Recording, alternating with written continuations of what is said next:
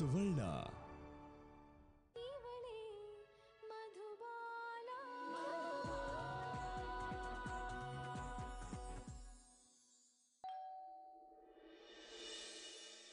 ಪದ್ಮ, ಕೃಷ್ಣ ಬಂದ ಅಂತ ಕಾಣಿಸುತ್ತೆ. ಬಾ. ಹೌದೇನ್ರಿ? ನೋಡೋಣ ಎಲ್ಲ ಹೊರಟೋಗಿದೆ ಕೃಷ್ಣ. ನಾವೆಲ್ಲ ಎಷ್ಟು ಗಾಬರಿ ಆಗ್ಬಿಟ್ಟಿದ್ವಿ ಗೊತ್ತಾ?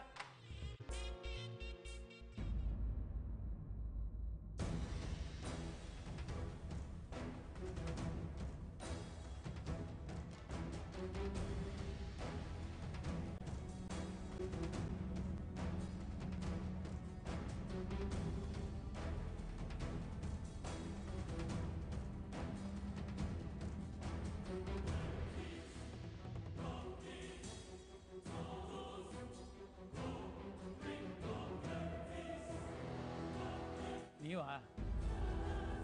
ಕೃಷ್ಣನೇ ಬಂದದ್ದು ಎಷ್ಟು ಖುಷಿಯಿಂದ ಬಂದೆ. ಏನಾದ್ರು ಸುಳ್ಳು ಸಿಗ್ತಾ? ಕೃಷ್ಣ ಎಲ್ಲಿ? ಇಲ್ಲ ಅಮ್ಮ, ರಾತ್ರಿ ಇಡೀ ಎಲ್ಲ ಕಡೆ ಹುಡ್ಕಾಡಿದ್ವಿ, ಎಲ್ಲೂ ಸಿಗ್ಲಿಲ್ಲ.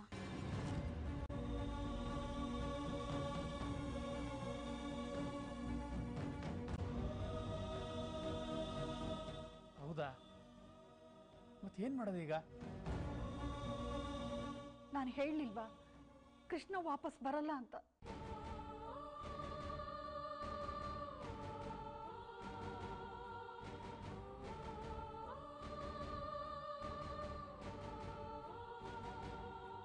ನನಗೆ ಗೊತ್ತು ರೀ ಅವನು ಎಷ್ಟು ಬೇಜಾರು ಮಾಡ್ಕೊಂಡಿದ್ದಾನೆ ಅಂತ. ನೀವೇನು ಚಿಂತೆ ಮಾಡಬೇಡಿ. ದೇಶ ಬಿಟ್ಟು ಹೋದವ್ರನ್ನೇ ಹುಡುಕಿ ಕರ್ಕೊಂಬರ್ತಾರಂತೆ. ಇವತ್ತು ತಂತ್ರಜ್ಞಾನ ಅಷ್ಟು ಬಲವಾಗಿದೆ. ಭಾವ ತೊಟ್ಬಟ್ಟಲ್ಲೇ ಹೋಗಿದ್ದಾರೆ ಅಂದ್ರೆ ಇಲ್ಲೆಲ್ಲ ಹೋಗಿರ್ತಾರೆ. ಇಷ್ಟು ದೊಡ್ಡ ಬೆಂಗಳೂರಿನಲ್ಲಿ ಯಾರನ್ನೂ ಅಷ್ಟು ಸುಲಭವಾಗಿ ಹುಡುಕಕ್ಕಾಗಲ್ಲ. ಆಮೇಲೆ ಪೊಲೀಸ್ ಸ್ಟೇಷನ್ಗೆ ಹೋಗಿ ನಾವೇ ಕಂಪ್ಲೇಂಟ್ ಕೊಟ್ರಾಯ್ತು. ಪೊಲೀಸ್ ಸ್ಟೇಷನ್ ಅದೆಲ್ಲ ಯಾಕಪ್ಪ? ಅಮ್ಮ, ಏನೂ ಆಗಲ್ಲ. ಕಳ್ದು ಹೋದ್ರೆ ಪೊಲೀಸಿಗೆ ಕಂಪ್ಲೇಂಟ್ ಕೊಡಲೇಬೇಕಾಗತ್ತೆ. ಸುರಕ್ಷತೆ ದೃಷ್ಟಿಯಿಂದ ಅದು ಒಳ್ಳೇದೇ. ಸರಿ ಮಧು, ನೀನೋಗಿ ಸ್ವಲ್ಪ ರೆಸ್ಟ್ ತಗೋ, ನಾನು ಆಮೇಲೆ ಬರ್ತೀನಿ.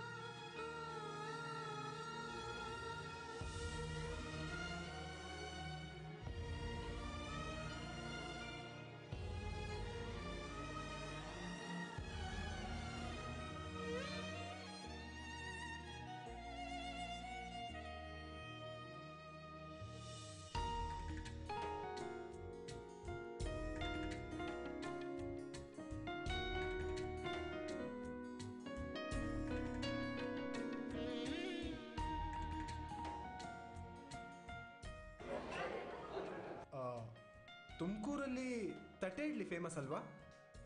ಹಾಗಾದರೆ ಒಂದು ತಟ್ಟೆ ಇಡ್ಲಿ, ಒಂದು ವಡೆ ಕೊಡಿ. ಹಾಂ, ಹಾಕ್ಕೊಡಿ.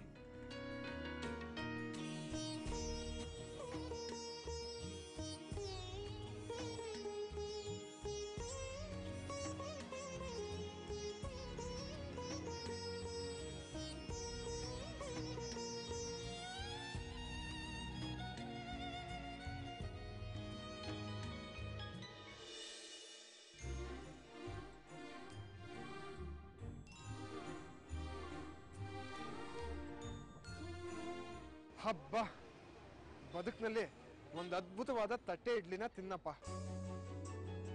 ಅಂದಹಾಗೆ ಜೀವನದಲ್ಲಿ ಒಂದು ಮುಖ್ಯವಾದ ಕೆಲಸ ಮುಗ್ದಾಗಾಯ್ತು. ಮುಂದೆ ಗೊತ್ತಿಲ್ಲ, ಗುರಿ ಇಲ್ಲ, ಅಬ್ಬೆಪಾರಿ ಥರ ಬದುಕು. ಕೃಷ್ಣ, ಚಿಯರ್ಸ್.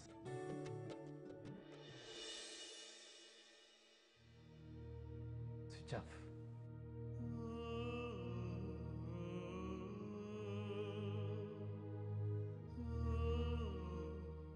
ಏನಮ್ಮದು?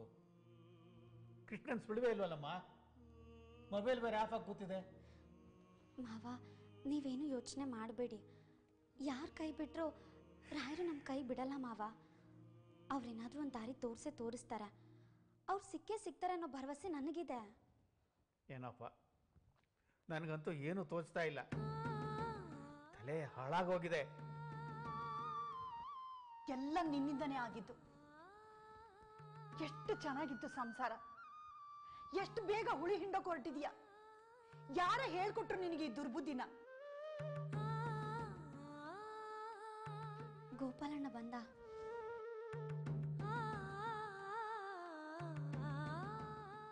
ಏನಾಯ್ತು ಗೋಪಾಲಣ್ಣ? ಏನಾದ್ರೂ ಸುಳಿವು ಸಿಕ್ತಾ? ಪೊಲೀಸ್ ಸ್ಟೇಷನ್ ಹೋಗಿ ಬಂದ್ಯಾ? ಪೊಲೀಸ್ ಸ್ಟೇಷನ್ಗೆ ಹೋಗಿ ಕಂಪ್ಲೇಂಟ್ ಕೊಟ್ಟು ಅಲ್ಲಿಂದನೇ ಇಲ್ಲಿಗೆ ಬರ್ತಾ ಇದ್ದೀನಮ್ಮ. ಏನಂದ್ರು ಇನ್ಸ್ಪೆಕ್ಟ್ರು? ಅವರಿಂದ ಏನಾದ್ರು ಸಹಾಯ ಆಗತ್ತಂತ? ಖಂಡಿತ ಆಗುತ್ತೆ ಮಾವ, ನೀವೇನು ಯೋಚನೆ ಮಾಡಬೇಡಿ. ನಮ್ಮ ಮನೆಯಲ್ಲಿ ಯಾರೂ ಪೊಲೀಸ್ ಸ್ಟೇಷನ್ ಮೆಟ್ಲು ಹತ್ತಿರ್ಲಿಲ್ಲ. ಮತ್ತೆ ಪೊಲೀಸ್ನವ್ರು ಇರೋದು ನಮ್ಮ ರಕ್ಷಣೆಗೆ. ಅಲ್ಲಿ ಮೆಟ್ಲು ಹತ್ತದವರೆಲ್ಲ ತಪ್ಪು ಮಾಡಿದ್ದಾರೆ, ಅಪರಾಧ ಮಾಡಿದ್ದಾರೆ ಅಂತಲ್ಲ. ಅವರು ಮೊಬೈಲ್ನ ಟ್ರೇಸ್ ಮಾಡ್ತಾರಂತೆ. ಹೌದಾ? ಎಲ್ಲ ಲಿಮಿಟ್ಸ್ಗೂ ಬಾವನ್ ಫೋಟೋ ಕಳಿಸಿ ಹುಡುಕಿಸ್ತಾರಂತೆ. ಅಣ್ಣ, ಇದರಿಂದ ಸಹಾಯ ಆಗತ್ತೆ ಅಂತ್ಯಾ? ಆಗ್ಬೋದಮ್ಮ, ಹಾಗೆ ನಮ್ಮ ಪ್ರಯತ್ನ ನಾವು ಮಾಡ್ತೀರಣ್ಣ. ಸರಿ ಅಣ್ಣ, ನೀನು ಹೇಳ್ದಾಗೆ ಆಗಲಿ. ಏನೋ ಒಟ್ಟಲ್ಲಿ ನಮ್ಮ ಕೃಷ್ಣ ಸುರಕ್ಷಿತವಾಗಿ ಮನೆಗೆ ಹೋದ್ರೆ ಸಾಕು. ಬಾಮದು, ನಮ್ಮ ಕೆಲಸನ ನಾವು ಮುಂದುವರ್ಸೋಣ. ಪೇಪರು, ನ್ಯೂಸ್ ಚಾನಲ್ಗಳಿಗೂ ಹೋಗಿ ಬರೋಣ. ಅದರಿಂದನೂ ನಮಗೆ ಸಹಾಯ ಆಗ್ಬೋದು. ಬಾ.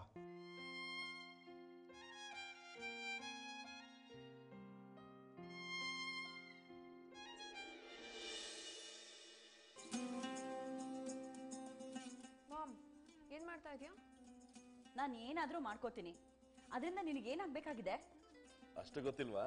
ನನ್ನ ಜೊತೆ ಮಾತಾಡ್ತಿದಾರೆ. ಅದು ನಂಗೂ ಗೊತ್ತು, ಸುಮ್ಮನೆ ಕೇಳ್ದೆ. ನೀನೇನೋ ನಿಮ್ಮ ಅಪ್ಪನ ಜೊತೆ ನಾನು ಹೊಟ್ಟೋಗ್ತೀನಿ ಅಂತ ಅಂದೆ. ಇನ್ನು ಹೋಗ್ಲಿಲ್ವಾ ಮತ್ತೆ? ಮಾಮ್, ಹಾಗೆಲ್ಲ ಮಾತಾಡ್ಬೇಡ, ನಂಗೆ ಬೇಜಾರಾಗತ್ತೆ. ನಂಗೆ ನೀವಿಬ್ರು ಒಟ್ಟಿಗೆ ಬದುಕಬೇಕು, ಚೆನ್ನಾಗಿರ್ಬೇಕು ಅಂತ ಆಸೆ. ಒಂದು ಐಡಿಯಾ. ಏನು? ಲೀಲಾ ಮೇಡಮ್ಗೆ ಮತ್ತೆ ಮದುವೆ ಮಾಡಿಸೋಣ. Shut up idiot. ಅಲ್ಲ ಮೇಡಮ್, ಅದೇನೋ 60 ಇಯರ್ಸ್ಗೆ ಮತ್ತೆ ಮದುವೆ ಮಾಡಿಸ್ತಾರಲ್ಲ, ಅದನ್ನ ಹೇಳ್ದೆ. ವಾಟ್? 60 ಇಯರ್ಸ್? ನನಗೆ 60 ಇಯರ್ಸ್ ಏಜ್ ಅನ್ಸ್ತಾ ಇದೆಯಾ? ನನಗೆ ಎಷ್ಟು ವರ್ಷ ಅಂತ ಗೊತ್ತಾ ನಿನ್ಗೆ? ಹೋಗ್ಲಿ ಬಿಡಿ ಮೇಡಮ್, ಸ್ವೀಟ್ 16 ಅಂತಾನೆ ಅನ್ಕೊಳ್ಳಿ, ಪರವಾಗಿಲ್ಲ. ನಿಮ್ ಮಗಳಿಗಾದ್ರೂ ಮದುವೆ ಮಾಡಿಸಿ ಮೇಡಮ್. ಸಂಜು ಪ್ಲೀಸ್, ತಲೆ ಹರಟೆ ಮಾಡಬೇಡ. ನನ್ನ ಟೆನ್ಷನ್ಸ್ ನಂಗೆ. ಅದಕ್ಕೆ ನನ್ನ ಮದುವೆ ಆಗಿ ಎಲ್ಲ ಪರಿಹಾರ ಆಗುತ್ತೆ ಅಂತ ಹೇಳಿದ್ದು. ಸದಾ ನಿಮ್ ಬೆನ್ನೆಲುಬಾಗಿ ಜೊತೆಲೇ ಇರ್ತೀನಿ. ಶಟಪ್ ಸಂಜು, ಅತಿ ಆಯ್ತು. ಸ್ವಲ್ಪ ಸಲಿಗೆ ಕೊಟ್ರೆ ಓವರ್ ಆಗಿ ಆಡ್ತಿದ್ಯಾ. ನಾನು ಇರೋದೇ ಹಾಗೆ ಮೇಡಮ್. ಸಾಕು ಸಂಜು, ನೀನು ಇಲ್ಲಿ ಕೆಲಸ ಮಾಡಿದ್ ಸಾಕು. ಹೊರಡೋ ಇಲ್ಲಿಂದ. ಮೇಡಮ್ ಮೇಡಮ್, ಬೇಕಿದ್ರೆ ನಾಳೆ ಕೇಟ್ ಹೊಡೆದ್ಬಿಡಿ ಮೇಡಮ್. ಮನೆಯಿಂದ ಹೋಗುವಂತ ಮಾತ್ರ ಹೇಳ್ಬೇಡಿ. ಬೇಕಿದ್ರೆ ಕಾಲಿಗೆ ಬೀಳ್ತೀನಿ. ಇಲ್ಲಿಂದ ಹೋಗುವಂತ ಮಾತ್ರ ಹೇಳ್ಬೇಡಿ ಮೇಡಮ್, ಪ್ಲೀಸ್.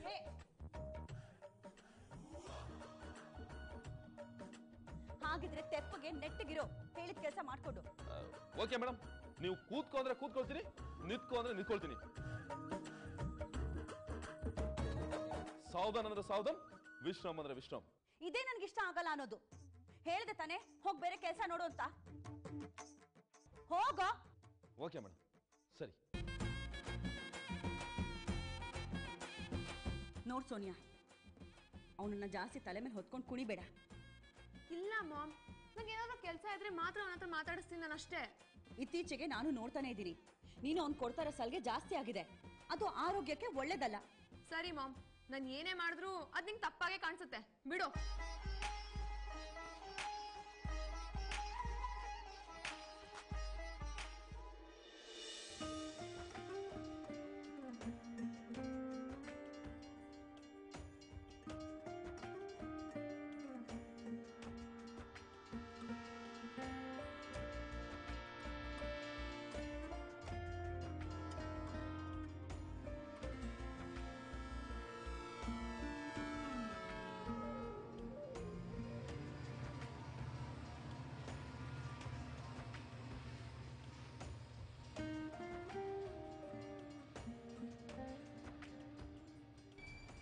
ಈ ಆಫೀಸು, ಮನೆ, ಕಿರಿಕಿರಿ ಇದನ್ನೆಲ್ಲ ನೆನೆಸ್ಕೊಂಡ್ರೆ ಇದೊಂಥರ ವಿಚಿತ್ರವಾದ ಜಗತ್ತು.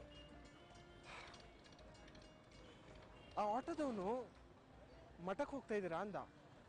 ಅಂದರೆ ಇಲ್ಲೇ ಹತ್ರದಲ್ಲಿ ಯಾವುದೋ ಮಠ ಇರಬೇಕು. ಒಳ್ಳೆ ಐಡಿಯಾ.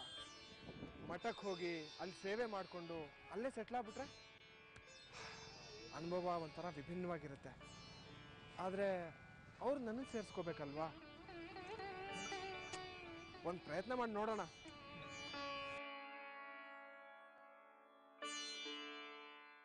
ಸರ್ ಇಲ್ಲಿ ಹತ್ರದಲ್ಲಿ ಎಲ್ಲಾದರೂ ಪ್ರಶಾಂತವಾಗಿರೋ ಸ್ಥಳ ಇದೆಯಾ?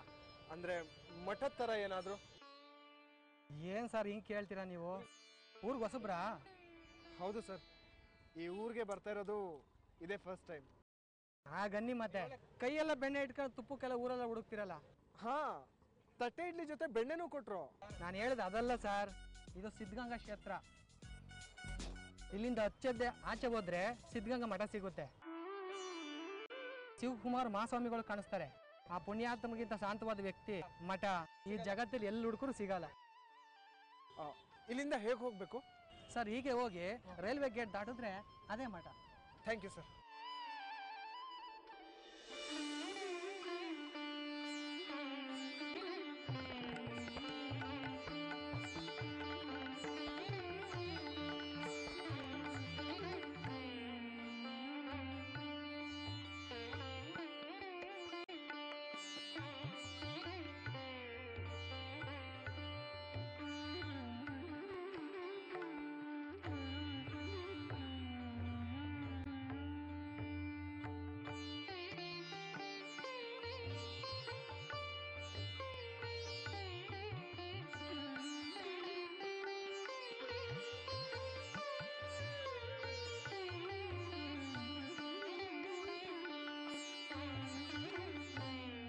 ಆಹಾ, ಎಷ್ಟು ಸುಂದರವಾಗಿದೆ ಈ ಮಠ. ತುಂಬ ಆನಂದಮಯವಾಗಿದೆ. ಈ ಮಠದವ್ರು ಏನಾದರೂ ಬಿಟ್ಟರೆ ಇಲ್ಲೇ ಸೇವೆ ಮಾಡಿಕೊಂಡು ಸೆಟ್ಲಾಗ್ಬಿಡ್ಬೇಕು.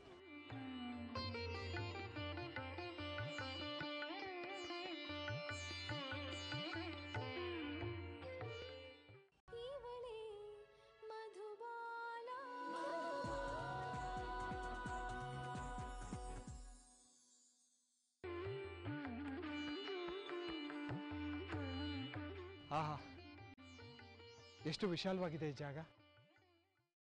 ಅಷ್ಟೇ ಪ್ರಶಾಂತವಾಗಿ ಕೂಡ ಇದೆ. ಆ ವ್ಯಕ್ತಿ ಹೇಳಿದ್ದು ನಿಜ. ಜಗತ್ತಿನಲ್ಲಿ ಇಷ್ಟೊಂದು ಪ್ರಶಾಂತವಾಗಿರೋ ಜಾಗ ಎಲ್ಲೂ ಸಿಗೋದಿಲ್ಲ. ಅಂದರೆ ಇದು ಪವಾಡಮಯ ಕ್ಷೇತ್ರನೇ ಇರಬೇಕು. ಮನೇಲಿದ್ದರೆ ಈ ಬೆಳಿಗ್ಗೆ ಇಂಥ ಜಾಗ ನೋಡೋದಕ್ಕೆ ಸಿಗೋದಿಲ್ಲ. ಅದೇ ಹೆಂಡತಿ, ಅದೇ ಗೋಳು. ನಿಜವಾಗ್ಲೂ ಇಂಥ ಜಾಗಕ್ಕೆ ಬರೋಕ್ಕೆ ಪುಣ್ಯ ಮಾಡಿರಬೇಕು. ಆಗೆಲ್ಲ ಈ ಪಾಪ ಪುಣ್ಯ ಅರ್ಥನೇ ಆಗ್ತಿರ್ಲಿಲ್ಲ. ಈ ಜಾಗಕ್ಕೆ ಬಂದಮೇಲೆ ಈ ಕಾನ್ಸೆಪ್ಟ್ಗಳೆಲ್ಲ ಅರ್ಥ ಆಗ್ತಿದೆ.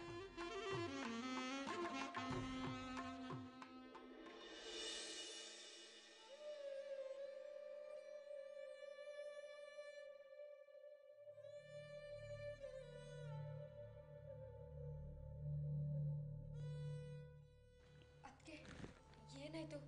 ಅಣ್ಣಂದೇನಾದ್ರೂ ಸುಳಿವು ಸಿಕ್ತಾ? ಇಲ್ಲ ವಸ್ಸು, ಎಲ್ಲ ಕಡೆ ಹುಡ್ಕಾಡಿದ್ವಿ, ಎಲ್ಲೂ ಸಿಗ್ಲಿಲ್ಲ.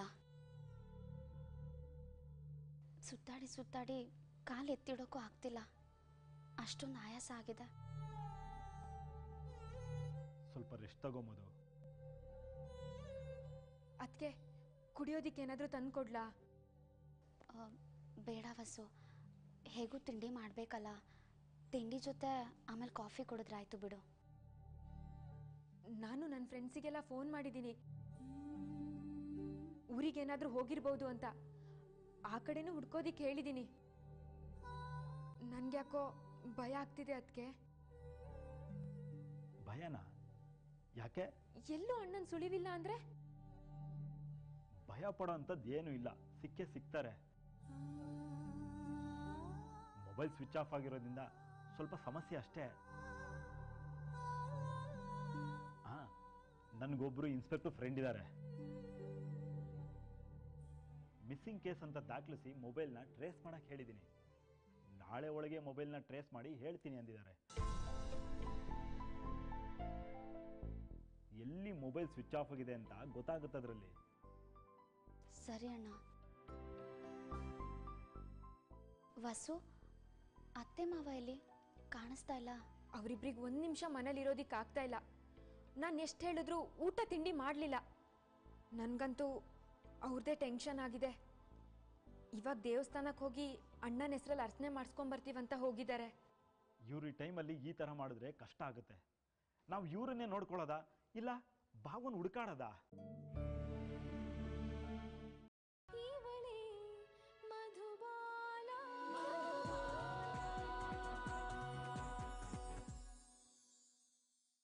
ಇವ್ರ ಈ ಟೈಮಲ್ಲಿ ಈ ಥರ ಮಾಡಿದ್ರೆ ಕಷ್ಟ ಆಗುತ್ತೆ. ನಾವು ಇವ್ರನ್ನೇ ನೋಡ್ಕೊಳ್ಳೋದ ಇಲ್ಲ ಭಾವನ ಹುಡುಕಾಡೋದ? ಮಧು, ನೀನು ಅವ್ರಿಗೆ ಸಮಾಧಾನ ಹೇಳಿ ತಿಂಡಿ ಊಟ ಮಾಡಿಸು. ಮೊದಲೇ ನಿಮ್ಮ ಮಾವ ಹಾರ್ಟ್ ಪೇಷಂಟು. ಸರಿ ಅಣ್ಣ, ಅವ್ರು ಬಂದ ತಕ್ಷಣ ನಾನು ಅದೇ ಕೆಲಸನೇ ಮಾಡ್ತೀನಿ.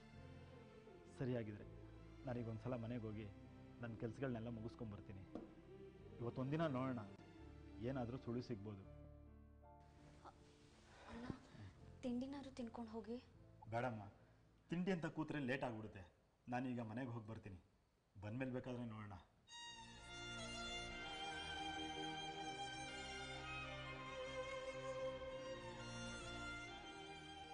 ಅದಕ್ಕೆ ಅಣ್ಣ ಯಾಕೆ ಇದ್ದಕ್ಕಿದ್ದ ಹಾಗೆ ಹೀಗೆ ಮಾಡ್ದ? ನನಗೂ ಅದೇ ಅರ್ಥ ಆಗ್ತಿಲ್ಲ ವಸು. ನೀವು ಜಾಸ್ತಿ ಟೆನ್ಷನ್ ಮಾಡ್ಕೊಬೇಡಿ, ಆರೋಗ್ಯ ಕೆಡುತ್ತೆ. ಆದರೂ ನೀವೇ ತಪ್ಪೆಜ್ಜೆ ಇಟ್ಟಿದ್ದು. ನಾನು ತಿಂಡಿಗೆ ಏನಾದರೂ ರೆಡಿ ಮಾಡ್ತೀನಿ.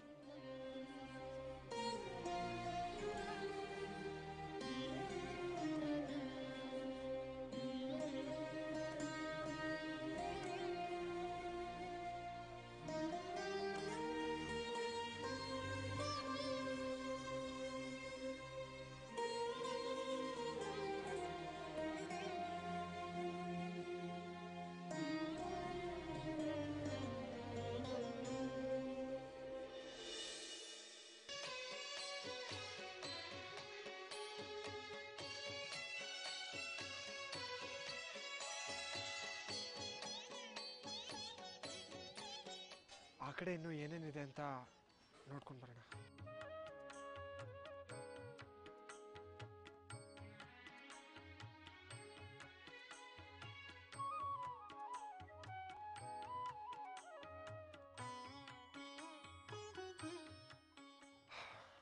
ವಾವ್, ಈ ಮೆಟ್ಲುಗಳೆಲ್ಲ ಎಷ್ಟು ಚೆನ್ನಾಗಿದೆ. ಮೋಸ್ಟ್ಲಿ ಬಂದವರೆಲ್ಲ ಇಲ್ಲಿ ಕುತ್ಕೊಳ್ಳಿ ಅಂತಾನೆ ಇದನ್ನು ಮಾಡಿದ್ದಾರೆ ಅನ್ಸುತ್ತೆ.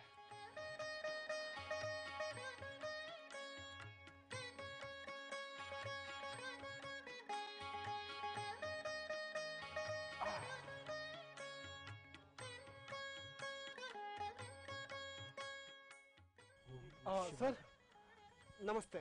ನಮಸ್ತೆ. ನೀವು ಇದೇ ಮಾಡ್ತವ್ರಾ? ಹೌದು, ಕಳೆದ 7 ವರ್ಷಗಳಿಂದ ಈ ಮಠದಲ್ಲಿ ಸೇವೆ ಮಾಡ್ಕೊಂಡಿದ್ದೀನಿ. ಓಹ್ ಗ್ರೇಟ್. ನನ್ನ ಹೆಸರು ಕೃಷ್ಣ ಅಂತ ಸರ್. ಬೆಂಗಳೂರಿಂದ ಬಂದಿದ್ದೀನಿ. ನಾನೊಬ್ಬ ಸಾಫ್ಟ್ವೇರ್ ಇಂಜಿನಿಯರ್. ಯಾಕೋ ಬದುಕು ಬೇಜಾರು ಬಂತು. ಬೆಂಗಳೂರಿನ ಜೀವನ ಸಾಕು ಅನ್ನಿಸ್ತು. ಅದಕ್ಕೆ ಉಟ್ಬಟ್ಟೆಲೆ ಎದ್ದು ಬಂದಿದ್ದೀನಿ. ನಾನು 7 ವರ್ಷದ ಹಿಂದೆ ನಿಮ್ಮ ಥರನೇ ಬಂದು ಸರ್ಕಾರಿ ಶಾಲೆಯಲ್ಲಿ ಮೇಸ್ಟ್ರಾಗಿದ್ದೆ. ನನಗೂ ಯಾಕೋ ಬದುಕು ಬೇಜಾರು ಬಂತು. ಅದಕ್ಕೆ ಈ ಮಠದ ಶಾಲೆಗೆ ಬಂದು ಸೇರಿಕೊಂಡೆ. ಈಗ ವಿದ್ಯಾರ್ಥಿಗಳ ಅನ್ನದಾಸೋಹದ ಜವಾಬ್ದಾರಿ ತಗೊಂಡಿದ್ದೀನಿ. ನನಗೂ ಇಲ್ಲಿಗೆ ಬಂದಮೇಲೆ ವಾಪಸ್ ಎಲ್ಲಿಗೂ ಹೋಗೋಕ್ಕೆ ಮನಸ್ಸೇ ಆಗ್ತಿಲ್ಲ ಸರ್. ಈ ವಾತಾವರಣ ಅಷ್ಟು ಸುಂದರವಾಗಿದೆ, ಪ್ರಶಾಂತವಾಗಿದೆ. ಎಲ್ಲ ದೊಡ್ಡ ಬುದ್ಧಿಯವರ ಶಕ್ತಿ. ಎಂಥವರನ್ನು ಆಕರ್ಷಿಸುತ್ತೆ ಅವರ ತೇಜಸ್ಸು, ಅವ್ರು ಮಾಡಿದ ಕೆಲಸಗಳು.